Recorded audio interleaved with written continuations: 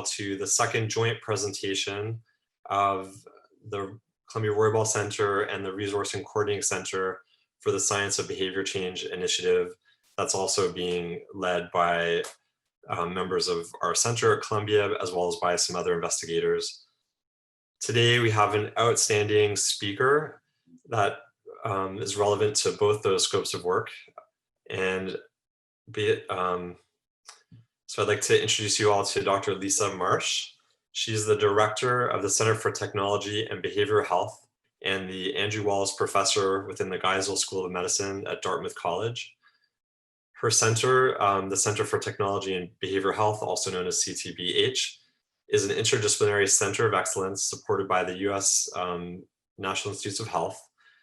It uses science to inform the development, evaluation, and sustainable implementation of digital health tools for behavior change, targeting a wide array of populations and health behaviors. And the tools developed are designed to deliver engaging and effective health monitoring and health behavior interventions to collectively lead to transformations in the delivery of science-based behavioral healthcare. Lisa's kindly agreed to come tell us a little bit about some of this work, which I think is going to be very informative to both the projects undertaken by our Roybal Center and by investigators engaged in the science of behavior change experimental medicine approach. All of you are invited to send Lisa any questions you have using the chat function, and we'll save those questions for the end of the talk. So feel free to use that while the talk's underway, or save your questions for the end, and then I'll moderate the discussion. And with that, I'm going to pass the mic on to Lisa. Thanks so much. Okay, thank you so much, Ian. Can you hear me okay? Perfectly. Okay, perfect. Well, thank you all so much for the invitation to join you today, and to Ian in particular for inviting me. It's terrific to connect with you all, albeit virtually, the world we're in these days, and excited to connect with this group. I know you all do just such terrific work, and working really pioneering work in the space of the science of behavior change. And I understand several of you are involved and are interested in moving into the digital health realm. So very happy to connect after this talk with anyone who may be interested in talking about your projects and/or any of the resources in our center that might be relevant to the work that you all do.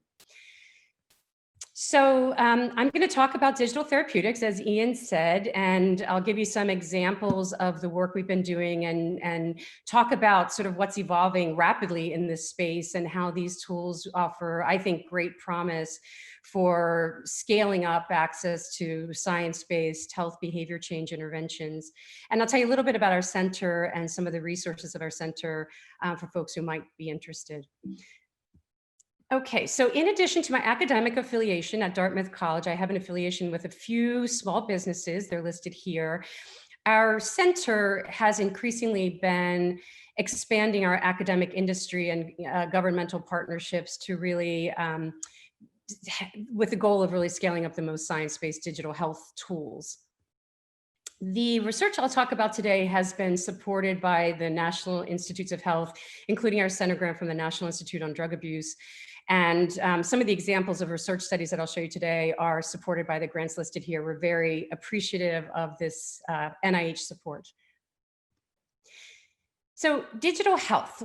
So when you think about digital technology, it's changed our entire world, not only in the days that we live in Zoom all the time, but think about how our whole society has been changed by the explosion in the space of mobile computing and cloud computing and data analytics.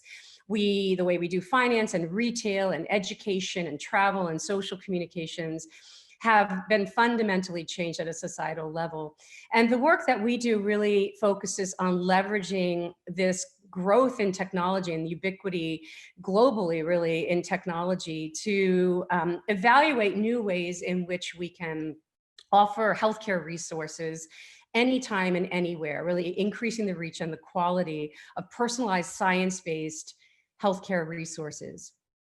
So it really provides, I think, unprecedented opportunities for us to not only understand health behavior in new ways with these types of digital devices and the data we can capture on them, but also to provide interventions that really can scale to a population level. So digital therapeutics is a term that refers to software that can be used in the prevention, treatment, or management of a disease or disorder. So it's really software that embodies a whole therapeutic process, a whole sort of behavior change process, and delivers it through a sort of seamless delivery through a digital delivery platform. So what is the promise of this? Well, if you think about this as an adjunct to how we offer healthcare currently, these are tools that can extend the reach and the impact of a clinician workforce.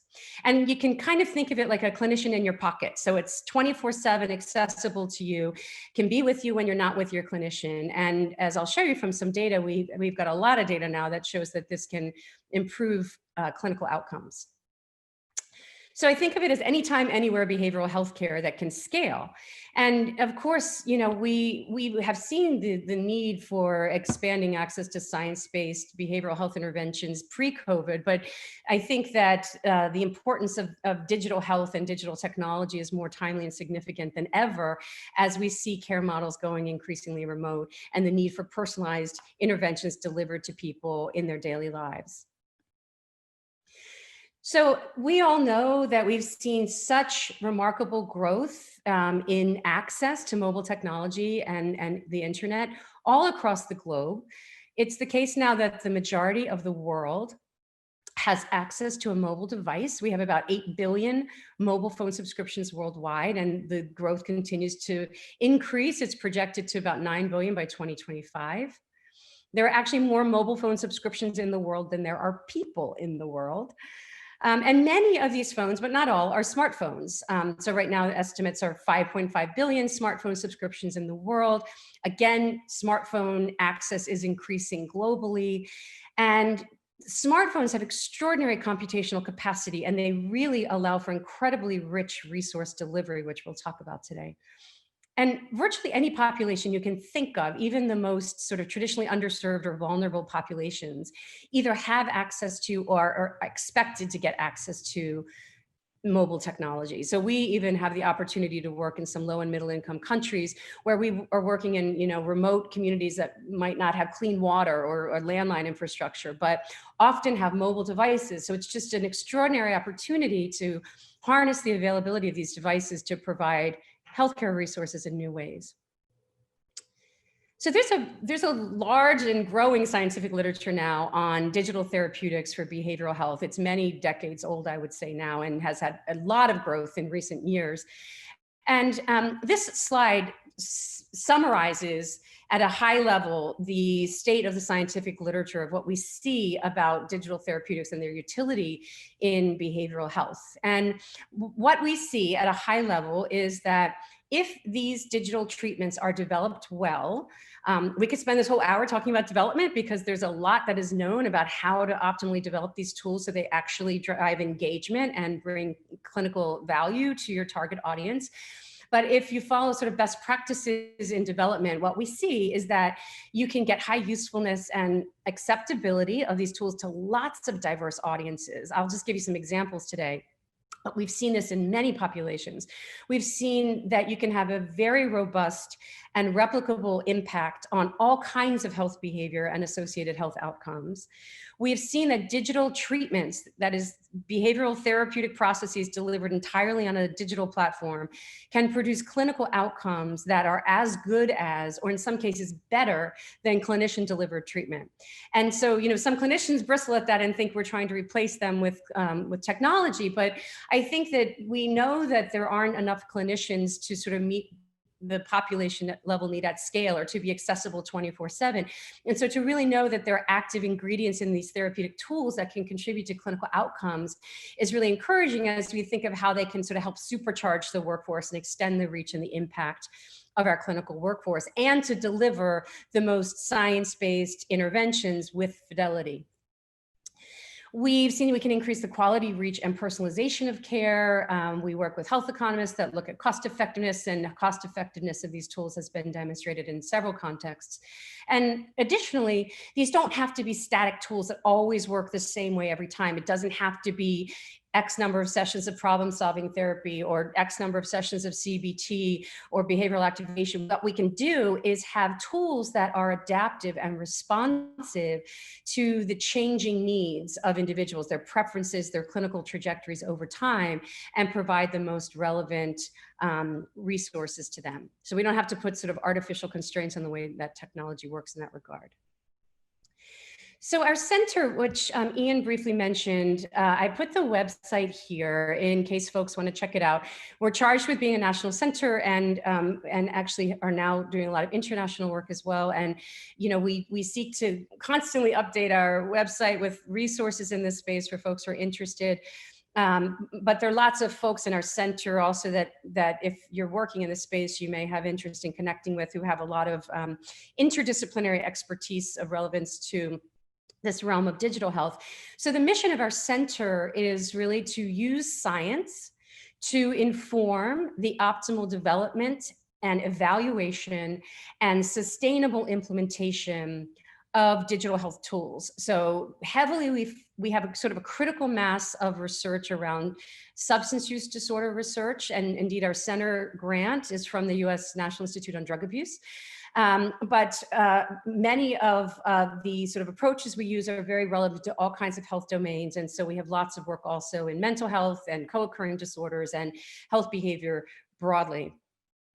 So we are at Dartmouth College. We sit in the medical school, but our partners span the entirety of Dartmouth, including computer science and the engineering school and the policy group there.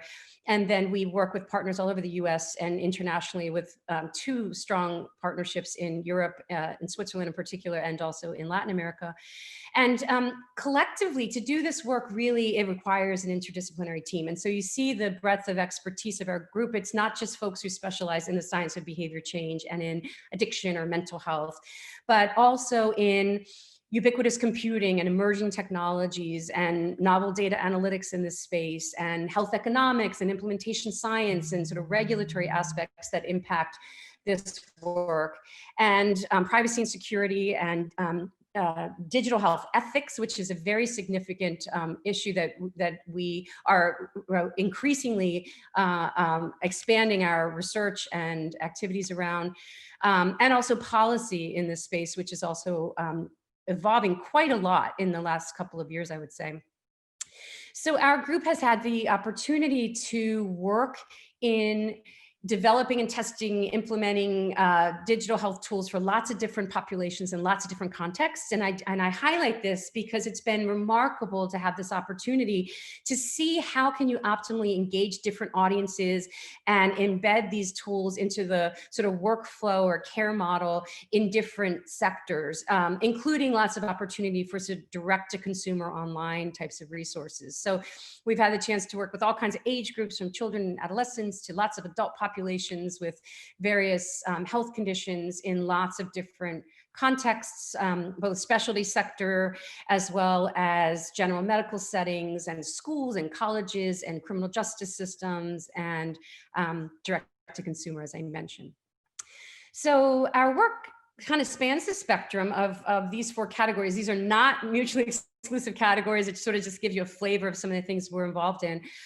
Digital therapeutics, which I'll start sort of the next part of the talk focusing on, as I've mentioned, these sort of tools in your pocket that are behavioral interventions. We have a lot of work in the digital assessment space with sort of digital data capture on mobile devices like wearables, like smartwatches, even smart jewelry, as well as on smartphones, which have lots of sensing capacity. Some of our folks, and I'm happy to talk about this, are doing work in social media and really sort of, analyzing social media data to glean insights into sort of not only population level trends and sort of health and health behavior, but very individualized models of risk behavior that may be reflected in different aspects of social media data.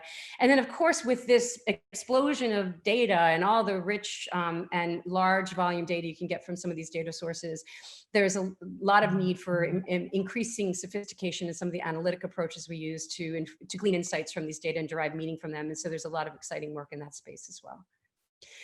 Our center is sort of guided, or there's a sort of framework we use to think about the breadth of activity in our center. And many of you have probably seen this model, but it really has been incredibly useful to us as a framework. This stage model of intervention development that first was developed by some colleagues at NIDA, and I understand has been advocated for in other NIH and other non-NIH settings. So this is sort of a model of treatment development that is relevant to lots of sort of innovation in treatment development. And we have found it incredibly useful in applying it to development of digital therapeutics. So I'll just kind of walk you through this. I think it's relevant because when we think about, are digital therapeutics effective, there are so many questions embedded in that. It's not just, does it reduce depression? Does it help you manage anxiety? Does it help you with, manage a substance use disorder? But all kinds of questions of, is it engaging? Is it usable? Is it comprehensible? There are all kinds of different types of studies and questions that are meaningful to ask in this process. And so stage 0, for example, which is thought of as sort of basic research, is really the very early stages of formative development and, looking at UI, UX, user interface, user experience, very initial feasibility that then leads to sort of refinement of your tool and testing sort of more questions around feasibility, acceptability, comprehensibility of the intervention. And then there are different levels of experimental research, efficacy trials that, tightly controlled designs focusing on internal validity, then increasingly moving more into sort of community-based research that increasingly embrace external validity and sort of questions of generalizability and real-world research in effectiveness trials, and then sort of implementation science, where we're seeking to take an empirically supported digital innovation and evaluate its implementability and sustainability in some system of care, and really understanding how does that impact the functioning of that system, not just the patient outcomes, but the clinicians and the administrators and the regulatory structure the system exists within, and the payers and such, and really understanding those processes and having methods and metrics to sort of measure that. So this is a kind of balancing rigor and practicality, right? Maximizing the most potent interventions and the implementability of these interventions.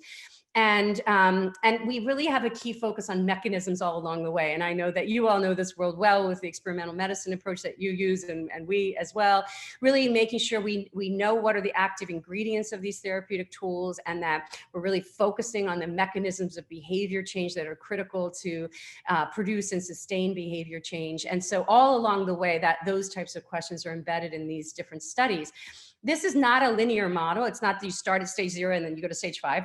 It's a recursive model. So even when you're developing a prototype of an intervention, let's say, you are assessing and having, expertise on the team to assess the potential implementability of this intervention. So I just wanted to frame that here as we think about some of the data I'll share with you, and happy to talk about this in more detail. So what I'd like to do now is give you one example of one digital therapeutic to start that we had the chance to develop the first version of it like in the late 90s, and it's evolved a lot since then. But this is a particular digital therapeutic that has been tested in lots and lots of different research designs supported by the NIH, particularly NIDA. And what I'd like to do is just show you this as an exemplar of a digital treatment, the kinds of ways you could implement it, the kinds of outcomes, patterns that you see, and then we can talk more broadly about what we see in this space and in the scientific and clinical realm. The research version of this tool was called the Therapeutic Education System. It's an intensive behavioral treatment for substance use disorders. And it started out as a web-based version in the late 90s. And the intervention embraces a strongly empirically supported behavioral treatment for substance use disorders called the community reinforcement approach, which probably many of you know about. This is a therapeutic process that includes lots of elements of CBT. So, lots of focus on helping people with substance use disorders understand and disrupt harmful behaviors and cognitions that can, maintain self-defeating patterns of drug use. It also has a broader focus on leveraging community, personal, social, vocational resources that can help people change problematic substance use. And then it has a companion component that sometimes is used and sometimes is not. That really is an incentive system. So based on principles of behavioral economics and how can you reinforce people's successes as they move through a recovery process, and incentivize and provide rewards contingent on those. So it's sometimes called contingency management or motivational incentives, and people have dedicated their entire careers to understanding these sort of schedules of reinforcement that are optimal. So, maybe it's based on providing urine samples that are negative for your problematic drugs, or maybe it's contingent on participation in therapy sessions or some other sort of important milestone. So we have also automated that entire therapeutic process within this digital treatment. And sometimes it's been used in some of these clinical trials and sometimes not. And I'll mention that as we go along. I'm happy to talk about this intervention a lot more if you'd like, but the goal isn't to sort of focus on one intervention, but rather to give you a flavor of an example of one and show you how it could be useful. So these are just some screenshots from it, lots of different therapeutic processes embedded within it. It has like 60 some different components to it. So it's not supposed to be just sort of something that enhances motivation to change. It's really helping. It has functionality built in it and tools built in it to actually help people learn and execute sort of, a whole new behavioral repertoire to help them with changing problematic drug use. So I'm going to give you some examples of some studies where this has been tested and show you different ways it's been tested and sort of the patterns of outcomes that we see here. This is one of the early studies we did, which was a 3-arm randomized trial. These were all adults with an opioid use disorder who were entering outpatient treatment for their opioid use disorder. Every single one of these adults was offered buprenorphine medication, right? So we know this is a literally life-saving medication that is important in stabilizing the brain neurochemistry of someone with an opioid use disorder. Everyone got that pharmacotherapy, but what was randomized here was the type of behavioral treatment they got on top of the medication. So if you were a participant that went into what's reflected in the blue column here, you had a therapist that you met with 3 times a week in individual counseling sessions. And that therapist was trained in this community reinforcement approach, this empirically supported approach to behavioral treatment, and was delivering it with fidelity checks in place to make sure it was being delivered, in accordance with best practices in these individual sessions. If you went into what's reflected in the red column, you had a therapist, you checked in with that person every other week briefly, but the bulk of your therapeutic process was done entirely in an interactive digital therapeutic platform. So in this particular study, the way it was offered is patients went to a computer lab at the clinical site, and they literally sat in front of the computer for the time they would have spent with the clinician and worked individually with this digital treatment. And then if you went into what's reflected in the gray column here, that was a therapeutic process delivered by a clinician that was reflective of standard of care, the kind of treatment you would get in a community treatment system at the time for opioid use disorder. And so in this design, you find that even when you offload the majority of the therapeutic intervention to the technology platform, you get comparable outcomes to an exclusively clinician-delivered version of this sort of gold standard treatment, both of which produce much better outcomes than treatment as usual. And this was measured objectively through urinalysis testing, urine toxicology testing, where we tested for presence of opioids and cocaine. So the metric here is abstinence from opioids and cocaine, which were problematic drugs in this sample. Okay, so now I'm going to show you a different design. This is a design where people coming into outpatient treatment, again for an opioid use disorder, this was in a methadone treatment clinic, either got standard treatment as usual. They come in, they get daily methadone medication, and they get the kind of counseling offered in methadone treatment. We did this study in New York City. Or they went into a condition where they got methadone treatment, but they had their patient counselor contact time cut in half, and the other half was replaced with the opportunity to interact with this digital treatment. Okay, so instead of, let's say they spend 60 minutes with a counselor, they'd spend 30 minutes with a counselor, and then they'd spend the other 30 minutes interacting with this digital treatment. And the pattern of results from this study showed that when you cut in half patient counselor contact time and replace that with a technology delivered intervention, you have significantly greater abstinence from opioids than if you get standard treatment. So, we think this is because we're taking a sort of a scientifically validated intervention, delivering it with fidelity in a way that's very personalized. The interaction is such that the program is constantly assessing what people are learning and not learning and being responsive to helping them achieve sort of mastery. And so it's a very interactive process. And we think that these are among the factors contributing to why we see this pattern. We actually studied these patients for 12 months. And the differential between the two study conditions that you see in this one example slide persisted for 12 months. I'm going to jump ahead in the interest of time. And here's one more sort of simple design. Instead of changing the underlying model of treatment, we just said, okay, what if we add a mobile, access to a mobile version of this on top of treatment as usual? So you come into treatment, you either get standard treatment, which is reflected in yellow, or you get access to a mobile version of this behavioral treatment along with standard treatment. And what we find is that when you give people this sort of this, simple mobile intervention access along with standard treatment, is that you keep them in treatment a lot longer. So this is showing percent retention in outpatient substance use treatment for the first 3 months of a treatment attempt. We know treatment retention is a really important predictor of later outcomes. And so for the first 3 months, when you give them the mobile tool, we kept a lot more people in the treatment program than if they didn't get it.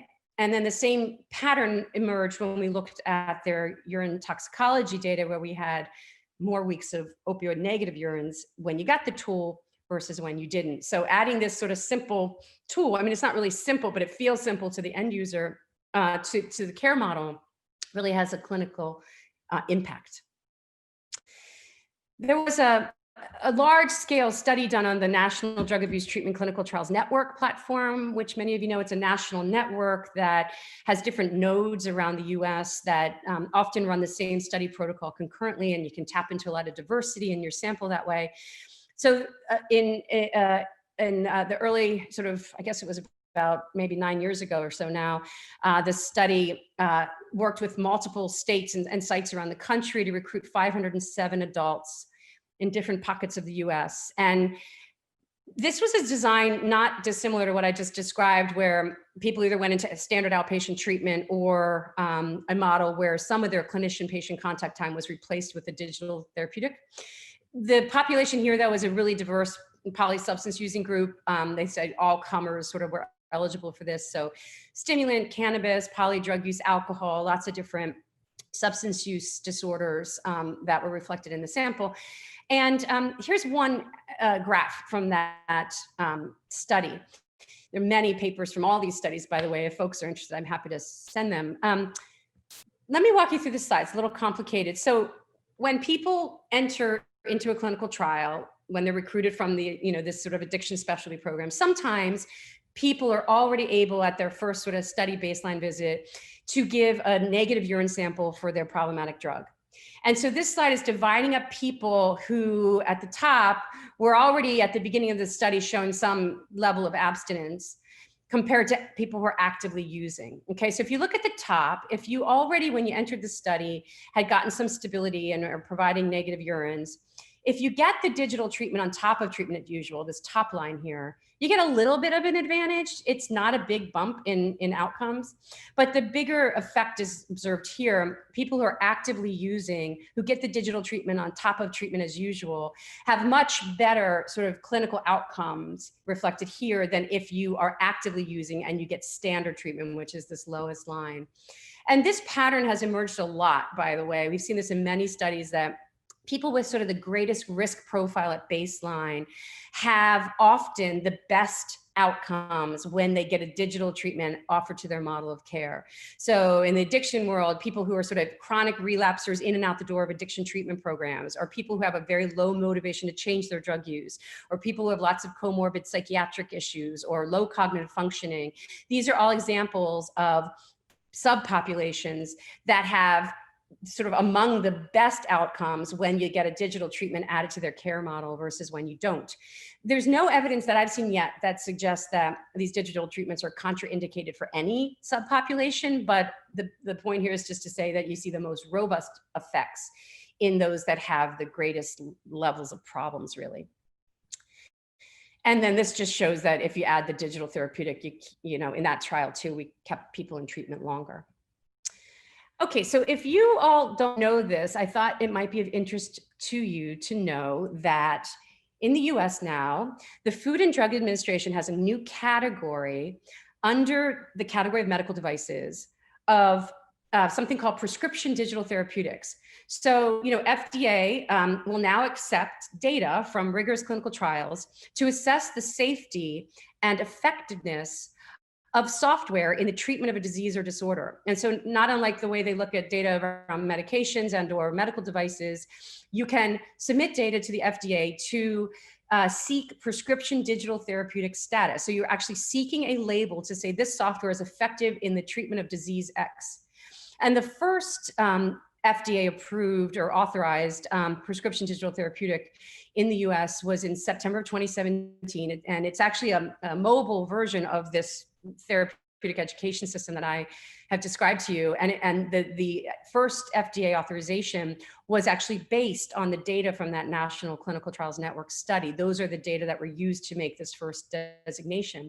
So what this means is literally a primary care doc could give a prescription to their patient to use this as part of their care for substance use disorder. And there was a second sort of iteration of this software approved in December of 2018 called Reset-O, which was a version of this same therapeutic intervention, but specifically for an indication of opioid use disorder. And so this is something that is growing, and I mention it here because this is undoubtedly a growing part of the future of healthcare. The FDA is getting lots and lots of data presented to them around, you know, people trying to get approval for all kinds of indications and all kinds of health conditions and chronic diseases and such. And so increasingly we are seeing a model where literally clinicians can prescribe software. And to get this designation, you have to be considered as a type of medical device. You have to be software driven, evidence-based, and you have to make a claim to prevent, manage, or treat a medical disease or disorder. So if you say, I have an app for general wellness promotion or health promotion, that's not in the sort of regulatory oversight sort of purview of the FDA. It's really those making a claim to treat disease. And so, you know, I think my opinion is that this is, you know, really remarkable and changing sort of the landscape of how we think about access to these devices. I also think that there are lots of paths to implementation and making these available in addition to this pathway. But one value that we've seen of this process is that, you know, for years we've had clinicians come to us and say, I want to recommend a depression app to my patient or an insomnia app or whatever it is to my patient. I go to the app store, there are 3,000 of them out there. Which one do I recommend? You know, how do I know what works? Maybe some don't work, maybe some are harmful. How do I make that decision? So one helpful part to this process is that as a clinician, you can know that if something has gotten this FDA blessing, that it's gone through this vetting process and that they've gone through a specific evaluation process to determine in their perspective that it is safe and effective for some health indications. So I wanted to make sure you knew that this is happening and growing in the US, and actually several other countries like Singapore picked up this same tool. And I just gave a talk in, well, I was gonna say in Europe, sitting in front of my computer to a European audience, and same stories happening there in some countries, Germany and Switzerland and elsewhere. So, you know, I think, you know, we've had the opportunity to see lots of data, not unlike what I just showed you in lots and lots of studies with lots of populations. And there's a real opportunity to think about how to scale up access to these tools and really think about healthcare transformation with digital technology and to really think about using them to really maximize reach. And I'm just going to give you an example briefly. I'm not going to go into a lot of detail because of time, but one example of a project we've had the privilege to do with a really large group of partners. This is funded by the National Institute of Mental Health. And this is a project we're doing in Latin America, starting in the country of Colombia, and then we're expanding into Peru and Chile. So in Colombia, as you may know, there has been, you know, generation after generation of armed conflict. We had the FARC peace agreement maybe 4 or 5 years ago, but if you talk to anyone around the country, every community has been touched by this internal conflict. And the rates of trauma, the rates of depression, the rates of very high consumption of alcohol and associated domestic violence are very high. But at the same time, the workforce trained to deal with these is very small and restricted to urban areas like Bogota. So when you have this challenge of this extraordinary population level need, but yet a limited workforce to respond to the need, how can you really scale access to the most science-based treatments? And so this project seeks to use digital technology to facilitate that scale. So this is a partnership with lots of organizations listed here, not just us at Dartmouth and our research colleagues at Javeriana University, but lots of governmental and non-governmental and multilateral organizations, World Health Organization and insurance payers and all kinds of folks are part of this. And we are working in primary care, there is some clinician training for the first time, understanding what is depression and what is, unhealthy alcohol use and screening for these things, but offloading a lot of the therapeutic process and clinical workflow to technology. So all screening and sort of clinical assessments, validated clinical assessments are all automated. They feed directly into a clinical decision support tool that the provider sees to when I see this patient in front of me and I know, what they're presenting with. I'm presented with right in front of me some guides around what are sort of the most state of the science treatments I could offer. And then the patients themselves get a science-based digital therapeutic. We've had the opportunity, based on a couple of decades of NIH research, to build a transdiagnostic digital therapeutic platform that really has core functionality and sort of promoting self-monitoring and self-regulation in a way that transcends sort of disease or condition and can flexibly respond to different combinations of needs and preferences. And in this study, we're using it for treatment of depression and problematic alcohol use. So again, so they wanted to do this as kiosks in the waiting room that feed into the clinician tablet that helps me write and deal with the patient right in front of me and know what are the best practices to make sure I'm sort of wedded to best practices in care. And here's the examples of the content of the patient-facing digital therapeutic. So this is a big sort of implementation science effort. We're heavily looking at a national level. We had the chance to work across the nation of Colombia at looking at how does this change workflow and capacity for care and cost of care, but also lots of sort of patient level outcomes. And I'm happy to talk about this more with folks, but I highlight this to say that there are tremendous opportunities to think about how to scale these tools to think about new models of service delivery. So I've given you some examples in the space of substance use disorders, in the space of mental health. As you all know very well from the work you do, we know that health behavior is a significant issue across medicine and contributes hugely to all kinds of diseases and can have a huge preventative effect as well. And so, we've been keen, and I know you all have interest in this too, and particularly in the space of digital therapeutics, we've been keen to understand sort of as we think about health behavior change, what are the fundamental principles of health behavior change that are similar or different across different health conditions?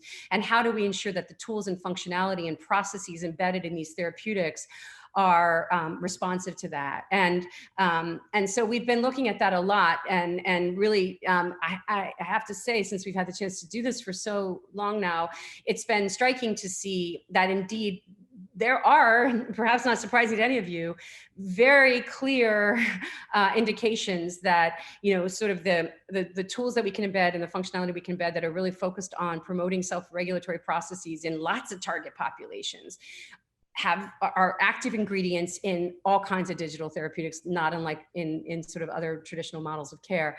So really, offering tools to help people identify, engage in goal-directed behavior and sort of promote skills acquisition around that and sort of reinforcing successes in behavior change in these processes. So we've seen we can have these robust effects of these digital treatments for lots of different health domains. I've just got some examples here, lots of behavioral health areas, but also, lots of great examples in how these tools can also promote medical regimen adherence, including medication taking among lots of chronic disease populations and medical management.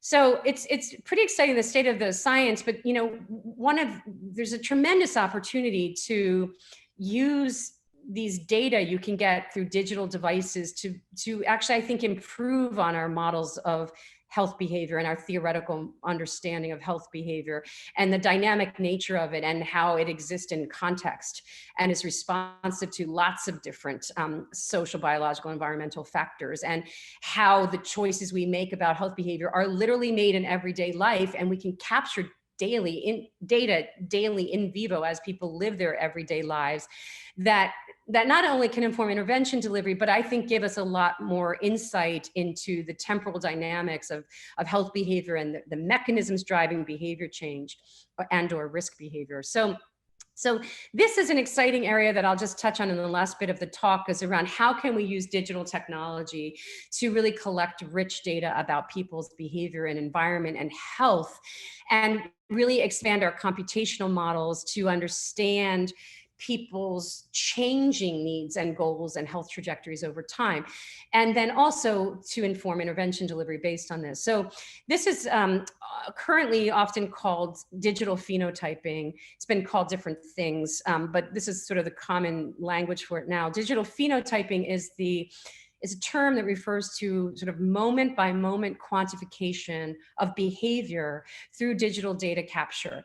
So it could be through sensing technology and all the things you can infer about an individual through sensors, or by asking people to respond to questions you pose to them on mobile devices, and really getting this granular data that can help you really understand behavior in vivo. And there are lots of health domains that this has been, well, not lots, there are a growing number of health domains where this has been applied. I'll give you some examples here. And so there's this sort of emerging field, I think, that has demonstrated at least proof of concept of the promise of digital biomarkers. So we know that this has been shown a lot, smartphone sensing that infer things about your sleep, your activity levels, your movement, how often you're logging and unlogging onto phones and what you're doing on phones, and is pretty strongly linked now to mental well-being in lots of populations, as well as academic performance. We've seen that some of the sleep metrics have been shown to be predictive of premature telomere attrition. So, the thought is that we might get some real-time insights into biological aging with some of these digitally derived data. We've seen, here's another example, that anomalies in mobility patterns and social behavior are predictive of clinical relapses, like a psychotic episode among persons that are diagnosed with schizophrenia.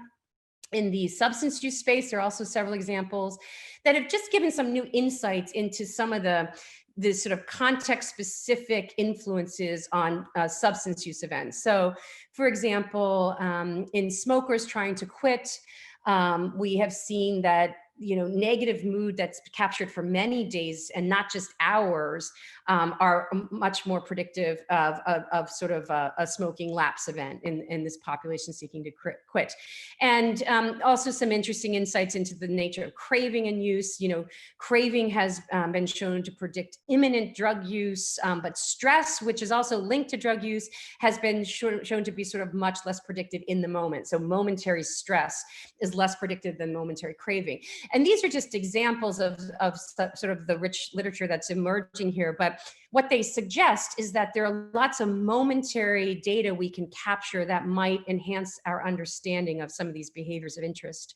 Another example here is that exposure to drug cues or mood changes, which are called drug triggers, have been shown to increase for hours before use of cocaine events, but you don't see the same pattern before heroin use events. And so there are lots of different sort of nuances that are sort of being understood in new ways with these types of digital data, as well as around personalized intervention delivery that allow for tailored sort of responses in response to these types of data that you're capturing on the phone.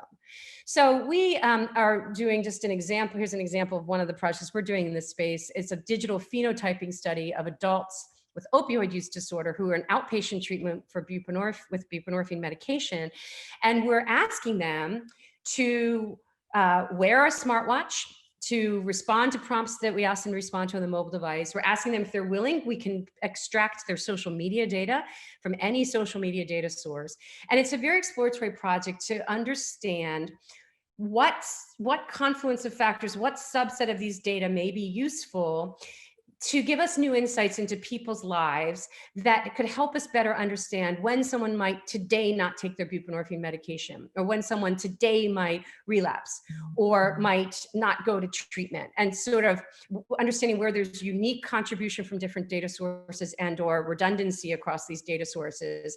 And in particular, how they can complement some more of our traditional clinical assessments. So we're getting all kinds of information from sensing technology about people's movement and sleep and activity levels. We're asking all kinds of questions. Here are some examples here. I'll just briefly mention around self-reported sleep and stress and craving, withdrawal, and mood. And we've developed a momentary self-regulation scale through actually a science of behavior change project that is embedded in this, and other questions. And then with social media data, we can do image analysis and text analysis and social network analysis. And there have been some promise of showing how these data can help us infer things about use, substance use, mental health, and that will also be done in this project. So it won't hopefully just inform outcome measurement. That could be, let's say, a supplemental sort of type of metrics for clinical trials. But the idea is that if this line of research evolves in ways that many people hope it might, these types of approaches might be meaningful to inform real-time intervention delivery and responsive interventions. So I think I'm just going to check the time here. I think I'll stop here on this slide and just underscore that the data are very exciting in this space. It's a rapidly evolving field. I think we have tremendous opportunity, as I mentioned, to not only advance our theoretical models of health behavior and understand in new ways, perhaps, mechanisms of action of health behavior interventions, including those provided on digital platforms, but to understand more about how we can have even more potent and adaptive interventions that can really be responsive to a given individual's needs and preferences across a whole host of populations and health domains, and not just some of the sort of behavioral health examples that I've cited here. And so this is my last slide. I wanted to make sure folks had our website again and my email address, and would be very glad to take any questions now, but also if anyone has any interest in following up with me or getting access to any of the folks in our center, our resources, I'd be very happy to facilitate that. So thank you again for the opportunity to share this with you. Hey, Lisa, thank you so much. That was really an amazing presentation. We really appreciate you joining us today. I'm already seeing some questions coming in through the chat function. So I'll read out the question and I'll give you a chance to respond if that's okay with you. That sounds great, thanks. So the first one comes from Don Edmondson. He says, great presentation, super exciting, compelling. I imagine that COVID has accelerated the potential for digital overload or notification fatigue. Is this a threat for digital therapeutics? How much does your center think about competing sources of attention grabbing from other apps when developing, evaluating your interventions? Great question. I think we all have digital overload these days, don't we? I have to say, I think we've seen, and my experience has been, we've actually seen growing demand for this actually in the world of COVID. I mean, I think people have recognized the need to have sort of digital solutions these days with such, models of care going, remote in many healthcare systems, for example. And I have, at least in the systems that we've been working in since COVID, I have not really seen that. Perhaps others on the call might want to chime in and contribute to that. I haven't seen that yet. I think it's actually underscored the demand and the interest and sort of people seeking to adopt these types of tools. Also, as you may know, I mentioned earlier about this FDA process. in the time of COVID, the FDA, I think temporarily, actually lifted some of their restrictions on getting sort of tools out there that get the FDA blessing. They still have to have meet certain criteria, but sort of the whole level of criteria, they minimized the requirements because of COVID, so that things could get out faster, to be more responsive to people's mental health needs and substance use needs that we've seen having accelerated, unfortunately, in response to COVID. So I don't know, I haven't understood if that's going to be sort of something that is ever reversed, but that has led to lots of expanded resources, I think, available to the public. Great, that's a reassuring answer. The next question is from Sachin Agarwal. He says, again, thank you for a great informative talk. And then asks, from the participants' perspective, what do we know as to why digital therapeutics work better than traditional in-person treatment for mental health or substance abuse? Are the treatment plans organically different, or is it the frequency at which participants are utilizing digital-based tasks more than delivered via in-person visits with the therapist? So is it sort of like greater adherence and that's leading to better outcomes, or are there some other mechanisms that you think are operating? Yeah, such a great question, thanks. So I think there are many factors. One, I think, is that we know that if we develop a digital treatment, it's going to work the way we sort of program it to work, and it can deliver with fidelity sort of the state of the science, best practices, and we can update it as the scientific, literature evolves and we have growing understanding of how to increase the effectiveness of these tools. We can reflect sort of best practices with fidelity in the way these are delivered. And we know there's a lot of variability in how care is delivered in community settings and may not reflect best practices. So I think some of it is just a way to ensure delivery and sort of broad delivery of the most potent science-based interventions. And there was the second part of the question. Oh, what's interesting, and we've been looking a lot at mechanisms by which these tools work, and a lot of the mechanisms by which they work are not dissimilar from all the work that you all do in looking at mechanisms and what drives health behavior change and associated health outcomes. But we have seen that in some studies that the pace at which you get that change is faster sometimes when you have a digital treatment offering the intervention than if you have a traditional model of care. So you might see those changes earlier on in a therapeutic process, which is really intriguing, and it may be related to how you're using it. You have on-demand access 24/7. You can have sort of more intensive access, perhaps than like seeing a clinician once a week or something similar to that in a traditional model of care. So I think it's not just the nature of the change, but the pace of change has been really intriguing as well. And I think that's something, by the way, that we need to further investigate. So if anyone on this call is interested in that, our group at our center would love to talk to you about that. Great.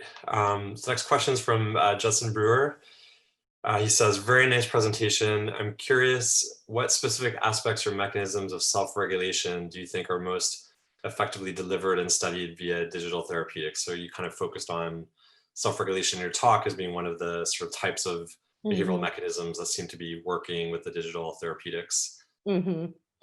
Yeah, I think one of the aspects in a lot of these tools that is really important is just helping people engage in goal-directed behavior, right? Which is sort of like part of the definition of self-regulation, and sort of how can you behave in a way that works toward your personalized goals, and having tools around that, but also having skills around that. And so I think problem-solving therapy has been absolutely essential in these.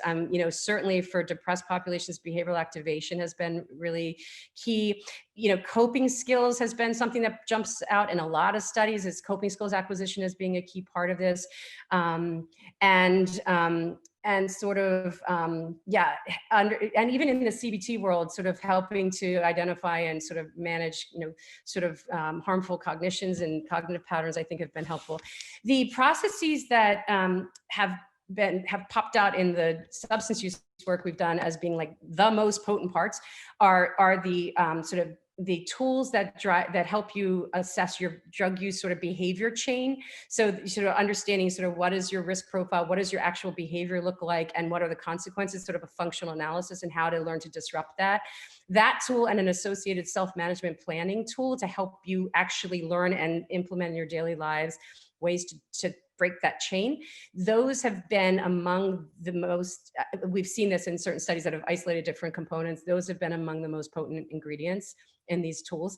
We've also seen, though, in a lot of populations, people don't like to sort of have this presented to them as like, you have a problem, you have a disorder, here is the solution to your problem, but more of like in the Latin American project, more of like, you know, who is the person you want to become, what's getting in the way, and let's give you some tools to, you know, help you manage that so you can meet your goals and sort of, you know, evolve into the person that you want to become. So framing it as sort of you know, something that sort of can build your skills and help you grow as an individual. And you can still embed all of these therapeutic processes into that model. You just don't have to use all the clinical terms, and you get a lot better, you know, you won't be surprised to hear this, but you get a lot better engagement when you do it that way.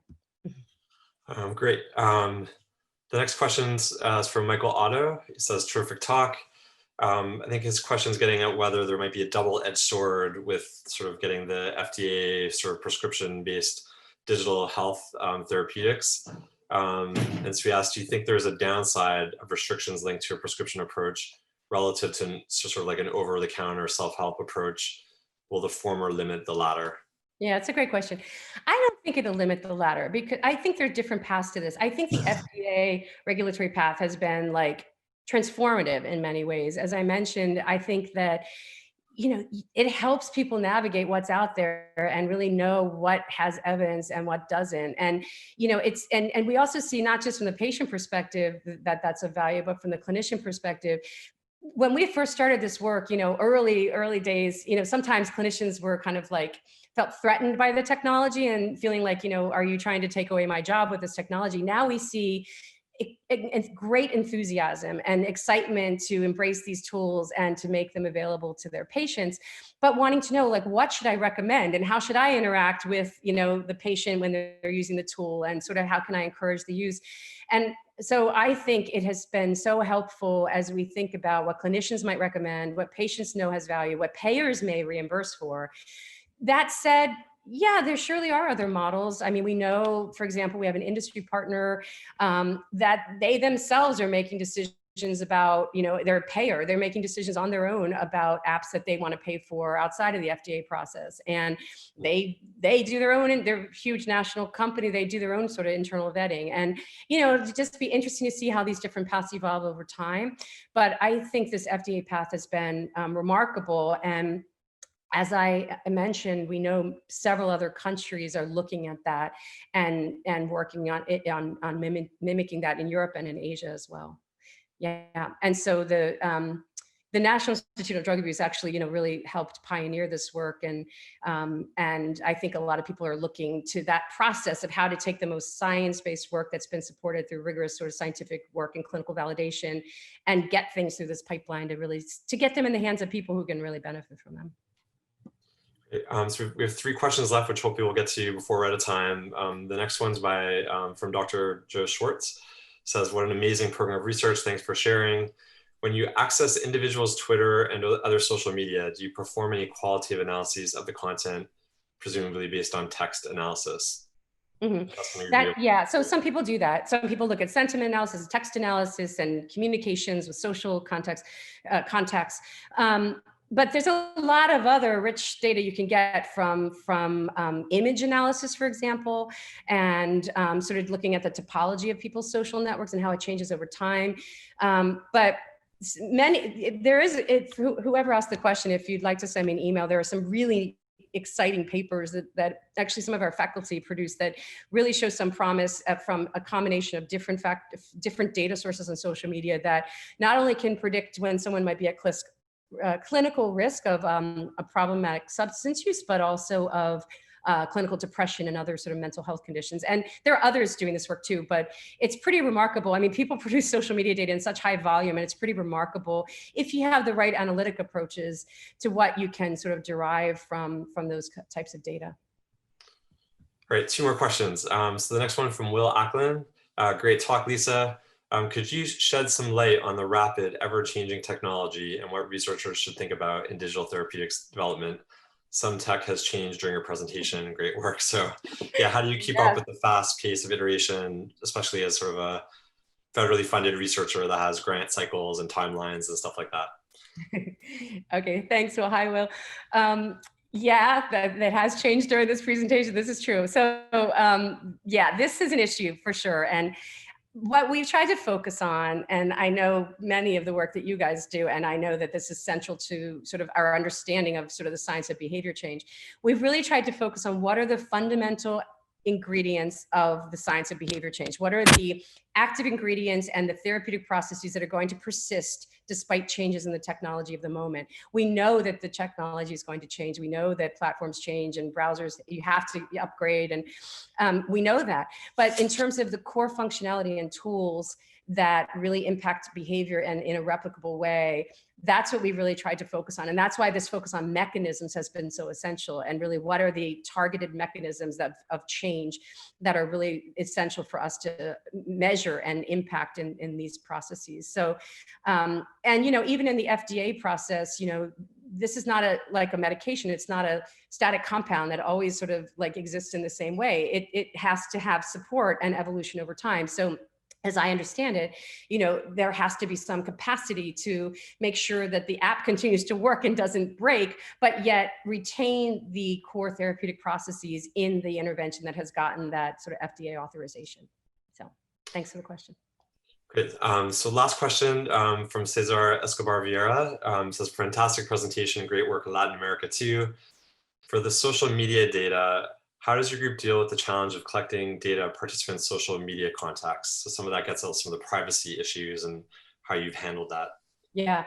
So if you send me an email, and hi, Cesar, I know Cesar. If you send me an email, I'm going to send you a great paper from a colleague of mine who's written about this. That potentially is really helpful. But it is a challenge, and there are lots of considerations. And for folks who are interested in this, one of the new directions that we're really prioritizing in our center's work is expanding really an international dialogue and sort of promoting sort of best practices around how we think about privacy and security and data protections in this digital space that's rapidly evolving.